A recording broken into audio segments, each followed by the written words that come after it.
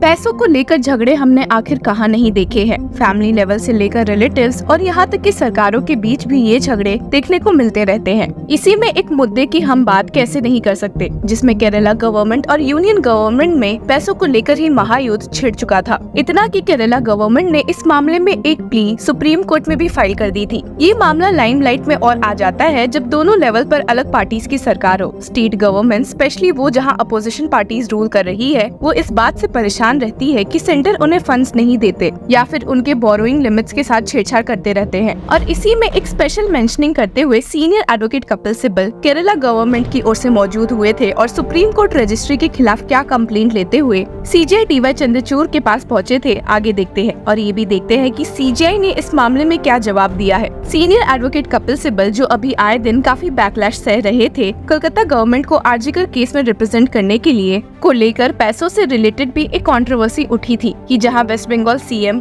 Victim को 10 लाख रुपए as compensation दे रही है, वहीं उन्होंने सीनियर एडवोकेट कपिल सिब्बल को हर हियरिंग का 15 लाख रुपए दिया है। और एक ऐसी ही कंट्रोवर्सी केरला द्वारा फाइल किए गए प्ली में भी उठी थी, जब सुप्रीम कोर्ट में जस्टिस सूर्यकांत और केवी विश्वनाथन के सामने जहां केरला सरकार यूनियन से और पैसों की मांग कर रही थी ताकि वे एक फाइनेंशियल इमरजेंसी डिक्लेयर करने पर ना उतरे, वहीं दूसरी ओर ये बातें फैल गई कि केरला गवर्नमेंट, जिसके पास पैसों की कमी है, सीनियर एडवोकेट कपिल सिब्बल को 75 लाख रुपीस दे रहे हैं। जी हाँ, आपने सही सुना। इस मामले की हियरिंग काफी हीटेड भी हो गई थी, जब सीनियर एडवोकेट कपिल सिब्बल और यूनियन की ओर से मौजूद अटॉर्नी जनरल आर वेंकट रमनी में झगड़े देखने को मिले थे। जब यूनियन ने केरला स्टेट गवर्नमेंट के सामने ये कंडीशन रख दी थी कि वे उन्हें पैसे देंगे पर बदले में उन्हें ये केस वापस लेना पड़ेगा। इस कंडीशन से सीनियर एडवोकेट कपिल सिब्बल ही क्या बल्कि सुप्रीम कोर्ट की बेंच भी चौंक गई थी कि भला ये यूनियन की कैसी डिमांड है, और उन्हें फटकारते हुए कह दिया था कि ऐसा नहीं हो सकता है। जस्टिस विश्वनाथन ने डांटते हुए पूछा भी था, can you tell this to a litigant to not file a suit? It is a constitutional right under article 131। अब जैसा कि हमने देखा है कि सुप्रीम कोर्ट बेंच ने इस मामले में केरला गवर्नमेंट को कोई रिलीफ देने से मना कर दिया था, पर साथ ही ये पॉइंट उठाया था कि ये case one of its kind है और एक बड़ी बेंच को रेफर करने की सख्त जरूरत है, और वो भी CJI DY Chandrachud headed bench को। ये तो बात थी अप्रैल की, और अब हम आ चुके हैं ऑलमोस्ट सितंबर में, जिसके 2 महीने बाद सीजेआई डीवाई चंद्रचूड़ रिटायर कर जाएंगे। इसलिए इस केस की लिस्टिंग की मांग करते हुए सीनियर एडवोकेट कपिल सिब्बल सीधे सीजेआई के सामने आ पहुंचे। उन्होंने कहा भी कि इस मामले में सुप्रीम कोर्ट रजिस्ट्री ने सीजेआई को एक ईमेल लिखने से सख्त मना कर दिया था, इसलिए भी सीनियर एडवोकेट कपिल सिब्बल को सीजेआई के पास डायरेक्टली आना पड़ा। और समझाते हुए उन्होंने स्टेट किया, this an original suit regarding Kerala's financial structure, court said we will refer to constitutional bench.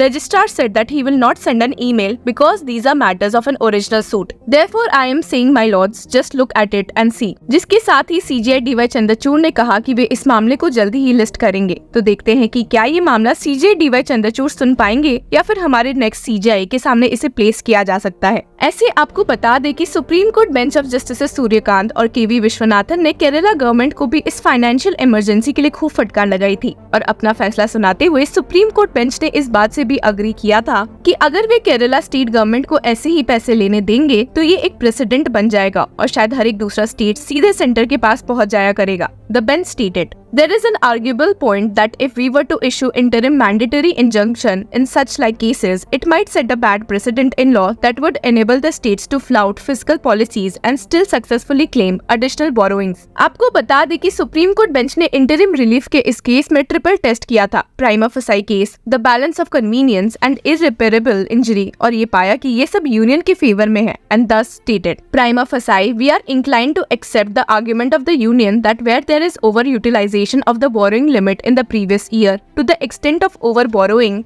deductions are permissible in the succeeding year, even beyond the award period of the 14th Finance Commission. This is, however, a matter which will have to be finally decided in the suit. Bench ने यहाँ add करते हुए ये भी state किया था कि if we grant the interim injunction and the suit is eventually dismissed, turning back the adverse effects on the entire nation at such a large scale would be nearly impossible. Or contraire, if the interim relief is declined at this stage and the plaintiff state succeeds subsequently in the final outcome of the suit, it can still pay the pending dues. maybe with some added burden which can be suitably passed on the judgment debtor. The balance of convenience thus clearly lies in favor of the defendant, Union of India. हालांकि interim relief मना करने के अलावा supreme court bench ने union से agree किया है कि बस अगर केरला स्टेट गवर्नमेंट अपनी गलती और फाइनेंशियल मिसमैनेजमेंट की वजह से मुसीबतें झेल रही है तो इसका मतलब ये नहीं है कि उन्हें इंटरिम रिलीफ दे देनी चाहिए. The bench stated, if the state has essentially created financial hardship because of its own financial mismanagement, such hardship cannot be held to be an irreparable injury that would necessitate an interim relief against the union. Hearing के दौरान senior advocate Kapil Sibal ने argue भी किया था ये कहते हुए कि यूनियन गवर्नमेंट से केरला के बोरोइंग लिबरलाइजेशन के बाद से 98% से गिरकर 2.9% हो गई है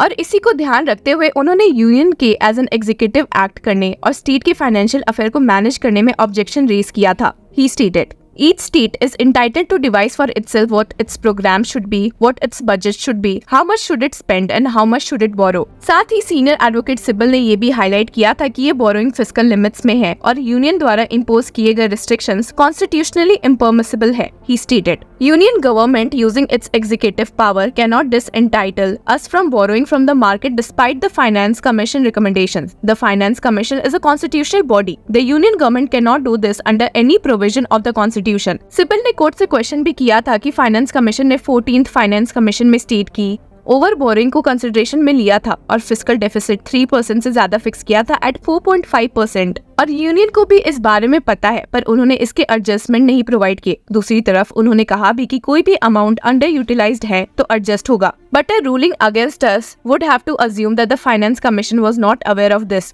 इसी बात पर सीनियर एडवोकेट सिब्बल ने केरला बोरोइंग को सस्टेनेबल बोला है और यूनियन के सडन ऑब्जेक्शन को क्वेश्चन किया है और कहा है कि since 1960 our state has never defaulted. You think the experts in our state and the decision making authorities are not cognizant that they have to pay back the liability when it arises? Do you think we are so irresponsible? Besides, the market will not allow me to sell my bonds if they are deemed to be unsustainable. But the union cannot, through an executive order, stop us from approaching the market. एक point पर union ने state government को कुछ पैसे भी offer किए थे जिसको एक्सेप्ट करने से सीनियर एडवोकेट कपिल सिब्बल ने साफ मना कर दिया था क्योंकि यूनियन पैसों के साथ कुछ कंडीशंस भी उन पर लगा रही थी. ऐसे में तो घूम फिरकर इंडिया की फेडरलिज्म फीचर ही अफेक्ट हो रही थी जिसकी वजह से फर्स्ट प्लेस में केरला स्टेट गवर्नमेंट ने सुप्रीम कोर्ट का रुख किया था. सीनियर एडवोकेट कपिल सिब्बल यहाँ रुके नहीं थे और यूनियन को फटकारते हुए कहा था कि केरला जितने पैसों की मांग कर रही है उसे वे लॉ के अंडर मिलने ही चाहिए और केरला स्टेट गवर्नमेंट से कुछ अलग नहीं मांग रही है. Senior advocate Kapil Sibal stated, Rupees 5,000 crores will not take us anywhere. We need at least 10,000 crores. They are saying this on the assumption that the suit is liable to be dismissed. I can demonstrate that we are entitled to borrow this amount under the law. अब देखते हैं कि इस मामले में एक अंत कब हो सकता है. इस बारे में आपकी क्या राय है हमारे साथ जरूर शेयर करें. Until then, keep following law चक्रा.